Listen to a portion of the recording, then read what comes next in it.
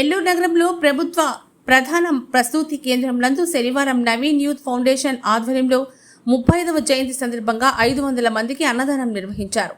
ఈ సందర్భంగా నీలకంఠం శ్రీనివాసులరెడ్డి మాట్లాడుతూ బిడ్డను కోల్పోయిన తండ్రి తన బాధను వ్యక్తం చేసుకోలేక ఆ బిడ్డ జయంతిని పురస్కరించుకొని ప్రభుత్వ ప్రసూతి ఆసుపత్రి నందు అన్నదానం చేస్తూ వాళ్ల ముఖంలో కనిపిస్తున్న ఆనందం చూస్తూ తన బిడ్డకి ఆత్మశాంతి కలిగిస్తుందన్న ప్రగాఢ నమ్మకంతో కొన్ని వందల మందికి ఆకలి బాధ తీరుస్తూ ఆ కనిపించే ఆనందం తన బిడ్డ యొక్క ఆత్మ ఆ భగవంతుని సన్నిధానంలో ప్రశాంతంగా ఉండాలని తెలిపారు. ఈ కార్యక్రమంలో ఏఎస్ఐ నీలకంఠం, శ్రీనివాసులరెడ్డి, నారాయణ రెడ్డి, బలరాం నాయుడు, సుమలత, నరేంద్ర తదితరులు పాల్గొన్నారు. అందరికీ నమస్కారం. ఈరోజు ఒక రకంగా బాధాకరమైన దినమైనప్పటికీ కూడా ఆనందకరమైన దినం.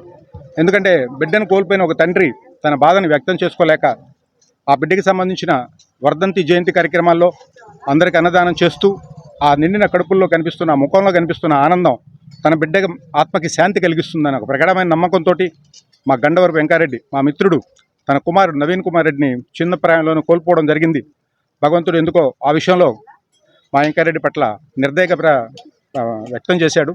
అయినప్పటికీ కూడా తట్టుకొని నిలబడి తన బిడ్డ పేరు మీద ప్రతి సంవత్సరం ఈ కార్యక్రమాన్ని నిర్వహించి కొన్ని వందల మందికి ఆకలి బాధ తీరుస్తూ ఆ కనిపించే ఆనందంలో తన బిడ్డ యొక్క భగవంతుడి దగ్గర తన బిడ్డ యొక్క ఆత్మ ప్రశాంతంగా ఉంటుందని ఒక భావనతోటి ఈ కార్యక్రమం నిర్వహించడం జరుగుతుంది.